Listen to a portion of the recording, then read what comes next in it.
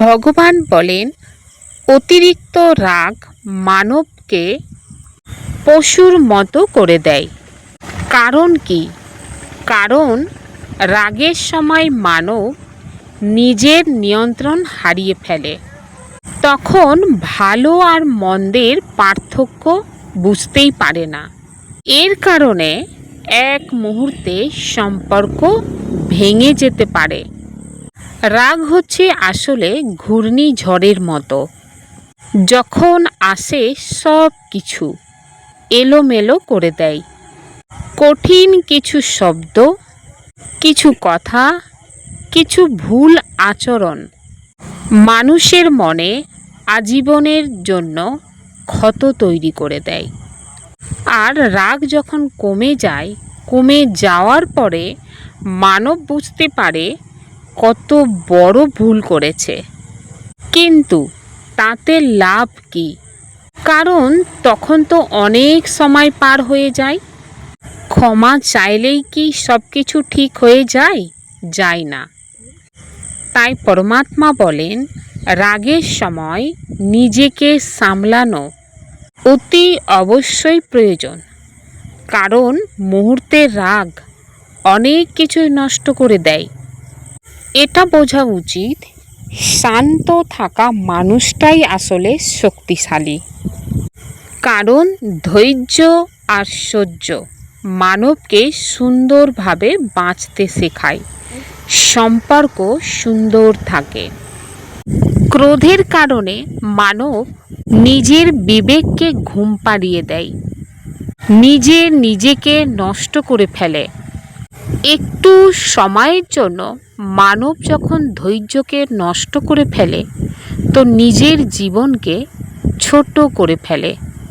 ক্রোধের আগুন যখন মনের মধ্যে জ্বলতে থাকে, শান্তির প্রতিটা কিরণই নষ্ট হয়ে যায়। যে আত্মা এই সব কিছু থেকে নিজের জীবনকে সামলানো শিখে যায়, সেই আত্মা জীবনে সত্যিকারের সুখ পায়। তাই ক্রোধের কারণে মনের শান্তিকে নষ্ট করা উচিত নয়।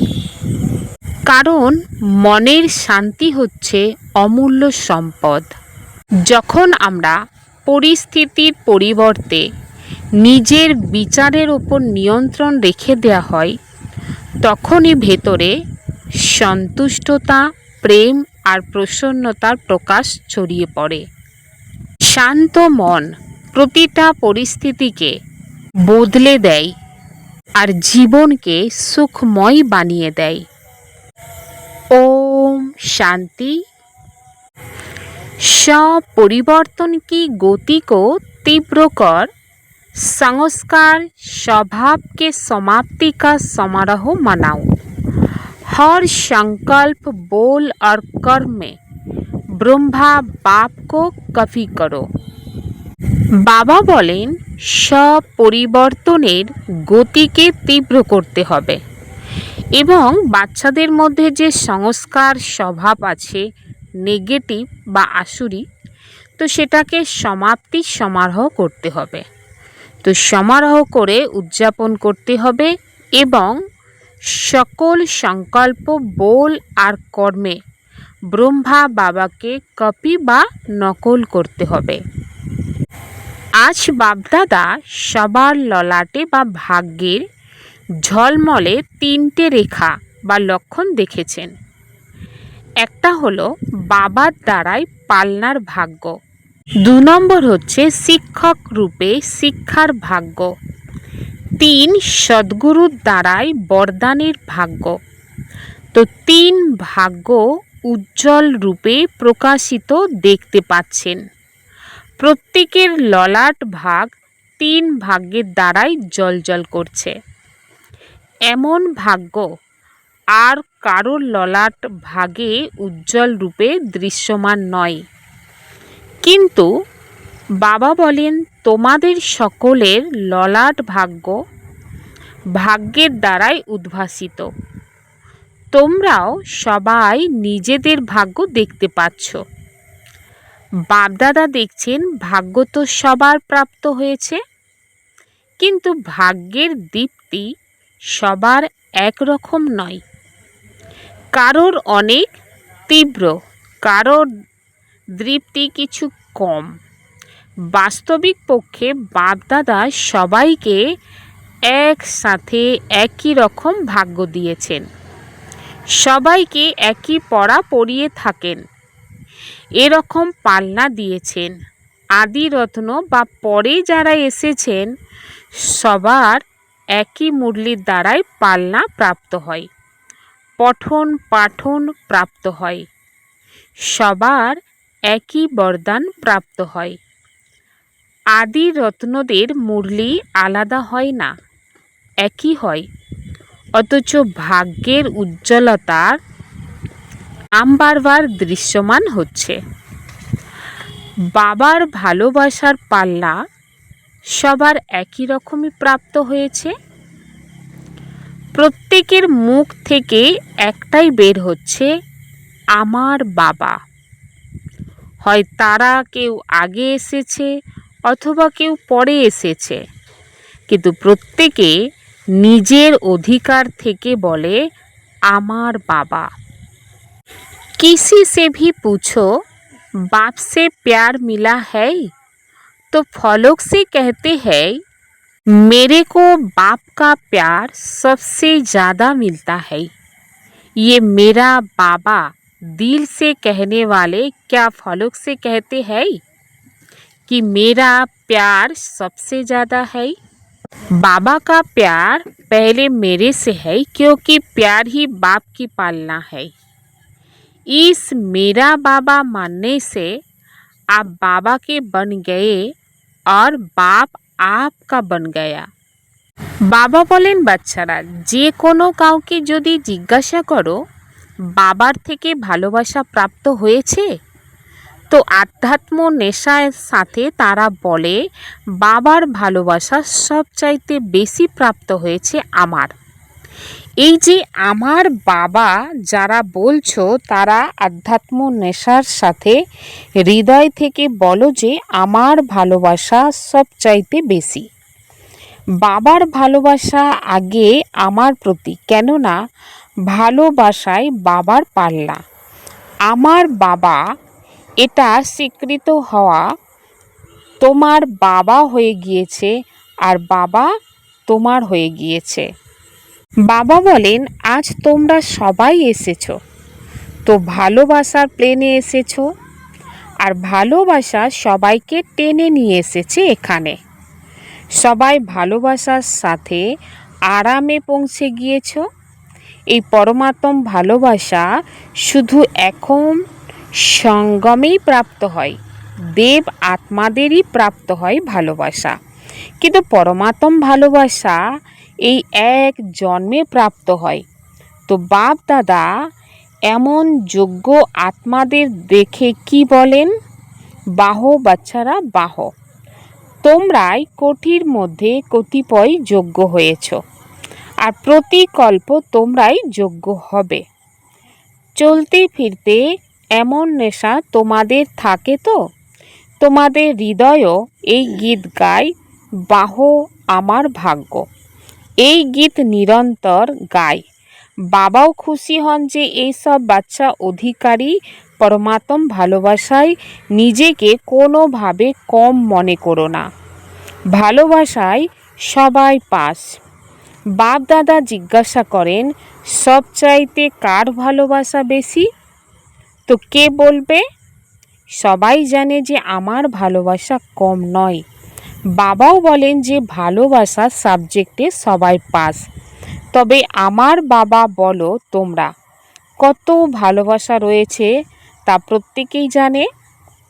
তো বাপ দাদা দেখছেন যে ভালোবাসায় তো সবাই পাস, কিন্তু এখন সময় অনুসারে সব পরিবর্তনের আবশ্যকতা আছে। শুধু সব পরিবর্তনের ব্যাপারে তোমাদের বিশেষভাবে বলা হয়েছিল যে এই সময় সব পরিবর্তনের ক্ষেত্রে বিশেষ সংস্কার পরিবর্তন ও স্বভাব পরিবর্তনের आवश्यकता আছে। अभी सब परिवर्तन की गति फास्ट चाहिए, करते भी हो, अटेंशन भी है, लेकिन गति अभी फास्ट चाहिए। बाप दादा को याद है, पहले भी बाप से वायदा किया कि नए वर्ष में सब परिवर्तन, संस्कार परिवर्तन करना ही है, लेकिन बाप दादा ने देखा कि संस्कार परिवर्तन में जितना फास्ट पुरुषार्थ चाहिए, उसकी गति और फास्ट चाहिए। বাবা বলেন যে সব পরিবর্তনের গতি ফাস্ট হওয়ার প্রয়োজন আছে। তোমরা করেও থাকো, অ্যাটেনশনও রাখো, কিন্তু গতি এখন ফাস্ট হওয়া চাই। বাপ দাদার স্মরণ আছে, আগেও তোমরা প্রতিজ্ঞা করেছো যে নতুন বছরে সব পরিবর্তনের ক্ষেত্রে সংস্কার পরিবর্তন করতেই হবে। কিন্তু বাপ দাদা দেখেছেন যে সংস্কার পরিবর্তনের যতটা ফাস্ট পুরুষার্থের প্রয়োজন, তার গতি আরও ফাস্ট দরকার। তো তোমরা কি ভাবছো, সময় অনুসারে যত ফাস্ট গতির দরকার সেই অনুসারে প্রত্যেকের তীব্র পুরুষার্থ হয়েছে, নাকি আরও হওয়া উচিত? কেননা সময় অনুসারে সময়ের পরিবর্তন ফাস্ট হচ্ছে। তো তোমাদেরও তীব্র পরিবর্তন তখন হবে যখন সংকল্প করার সাথে সাথে কার্যে পরিণত হবে। অযথার্থ সংকল্প এমনভাবে সমাপ্ত হওয়া উচিত যেন কোনো কাজে বিন্দু লাগানো। কত সময় লাগবে? অযথার্থ অর্থাৎ ফালতু সংকল্প। বিন্দু লাগানোর মতো ফাস্ট পরিবর্তন হওয়া চাই। তাহলে কি এমন গতি যা বাপদাদা চান সেটা করতে পারো? মনোবল আছে যারা মনে করো যে এখন থেকে এতটাই গতিতে বিন্দু লাগাতে পারবে? সাহসী বাচ্চা, বাবার সহায়তার লাভকারী তারা হাত উঠাও। বাপদাদা বাচ্চাদের দৃঢ় সংকল্প দেখে অভিনন্দন জ্ঞাপন করেন। বাপদাদা আগেও বলেছেন যে দৃঢ় সংকল্পের সংকল্প হলো করতেই হবে। তো আজকে সবাই সকলে দৃঢ় সংকল্প করছো। তোমরা দাদিরা দেখছো, মেজরিটি হাত তুলেছে, দেখেছো। তো কাল থেকে স্বভাব সংস্কার সমাপ্তি সেরিমনি উদযাপন করা চাই। বাবা বলেন যেমন লক্ষ্যে মনোবল বজায় রেখেছ, তেমনি যদি লক্ষণেও মনোবল বজায় থাকে তবে কোনো বড় ব্যাপার নয়। যখন লক্ষ্যই আছে বাবার সমান হওয়া, তখন লক্ষ্য আর লক্ষণ এক করতে হবে। ফলো ব্রহ্মা বাবা। যে সংকল্প বল কর্ম করো না কেন, আগে ব্রহ্মা বাবার সাথে মিলিয়ে নাও, কপি করো। বাবা বলেন দুনিয়াতে কপি করা রাবণ, কিন্তু বাপদাদা বলেন ব্রহ্মা বাবাকে কপি করো। নিরাকার বাবার জন্য তো বলবে তার দেহ নেই, তো দেহবোধ কি হবে? কিন্তু ব্রহ্মা বাবা দেহধারী। বাস্তবে দেখো, তোমরা স্যারেন্ডার করেছো। যারা স্যারেন্ডার করেছো তারা হাত তোলো, যারা স্যারেন্ডার তারা হাত তোলো। যেমন ব্রহ্মা বাবা বাবার সেবা অর্থে শরীর দিয়েই দিয়েছেন। তো ব্রহ্মা বাবা জানতেন যে এই শরীর আমার নয়, এই শরীর সেবা অর্থে। তো যখন নিজের তন মন ধন তিনি অর্পণ করেছে, তো তোমার শরীর বাবার সেবা অর্থে নিমিত্ত। যেমন ব্রহ্মা বাবা শরীর সেবা অর্থেই ছিল, তো তোমাদের শরীরও তোমাদের নয়, সেবা অর্থেই রয়েছে। তো এই দেহ অভিমান বা দেহ বোধের যে সংস্কার, এটা হওয়া উচিত। এটা স্মৃতিতে রাখো যে তন বিশ্ব সেবা অর্থে আমার নয়, বাবা তোমাকে দিয়েছে সেবা অর্থে। তাহলে দেহবোধ ও দেহ অভিমানের মধ্যে দেহ অভিমান বেশি ক্ষতি করে, এর থেকে দেহবোধ হালকা। কিন্তু দুটোই যখন দিয়ে দিয়েছ, আমার এই জীবন এখন সেবার জন্য। সবাই যারা ব্রাহ্মণ হয়েছ তাদের সকলেই বাবার কাছে প্রতিজ্ঞা রয়েছে, তন মন ধন বাবার, আমার নয়। তো দেহবোধ কিংবা দেহ অভিমানের সংস্কার উৎপন্ন হয়, সেই জন্য তোমরা আজও প্রতিজ্ঞা করেছ সংস্কার সমাপ্তি। কারণ এগুলোকে বাবা প্রত্যক্ষ করানোর পথে বিঘ্ন উৎপন্ন করে। তোমাদের সকলের এই উৎসাহ উদ্দীপনা আছে। বাপ দাদা শুনতে থাকেন, তোমরা বলতে থাকো বাবাকে প্রত্যক্ষ করাতে হবে। এখনো পর্যন্ত ব্রহ্মা কুমারী ব্রহ্মা কুমার প্রত্যক্ষ হয়েছে। ভগবান বাবা এসে গিয়েছেন, বাবার এই প্রত্যক্ষতা এখনো গুপ্ত আছে। তো বাবা বলেন তোমরা এর জন্য পুরুষার্থ করছো, কিন্তু প্রত্যক্ষভাবে এই আওয়াজ এখনো ছড়িয়ে পড়া উচিত, আমাদের বাবা এসে গিয়েছেন। এটা ভগবানুবাচ। স্বভাব সংস্কার পরিবর্তন হতে হবে। তোমাদের প্রত্যেকের মুখ এবং আচরণের দ্বারাই প্রত্যক্ষতা হবে। বাবাকে প্রত্যক্ষ করাতে হবে তোমাদের, সেটা তোমরা করছো, কিন্তু এখন সকলের কানে এই আওয়াজ গুঞ্জিত হওয়া উচিত যে ভগবান এসে গিয়েছেন, বাবা এসে গিয়েছে, এটা হতে হবে। বাপদাদা খুশি যে তোমাদের সকলের মনে নিষ্ঠা আছে, এটা হতেই হবে। এর জন্য তোমরা যেমন কাল থেকে সংস্কার স্বভাবের পরিবর্তন করবে, তেমন তার সাধন হবে। প্রত্যেকে যারা ব্রাহ্মণ, সেই সব ব্রাহ্মণকে নিজের পাটে শুভ ভাবনা শুভ কামনার বিশেষ অ্যাটেনশন রাখা। যেমন দুনিয়ার লোককে তোমরা কাজ দিয়েছ, কত সময় তারা শুভ ভাবনা শুভ কামনা রাখতে পারে, তাদেরকেও রাখতে পারার কথা বলেছ, আর তোমরাও তো রাখতে পারো। যে কোনো সময় কারোর স্বভাব সংস্কারের সম্মুখীন তখনই হও যখন সেই আত্মার প্রতি সেই সময় তোমাদের শুভ ভাবনা শুভ কামনা থাকে না। তো তোমরাও যদি অমৃতবেলা থেকে এই সংকল্প করো যেসব আত্মার প্রতি শুভ ভাবনা শুভ কামনা রাখতে হবে, তবে যে সংকল্প করছো পরিবর্তন করতে হবে, সেটা সম্পূর্ণ করতে পারবে। পরিস্থিতি আসবে, পরিস্থিতির কাজই হলো আসা, মায়া আছে না, আর তোমাদের কাজ হলো বিজয় প্রাপ্ত করা। তো কাল নিজেদের মধ্যে গ্রুপ বানিয়ে যারা নিমিত্ত, তাদের সাথে আত্মিক কথোপকথন করো। তোমাদের যে সংকল্প আছে তা ভবিষ্যতে প্র্যাকটিক্যালি কিভাবে নিয়ে আসা যায়।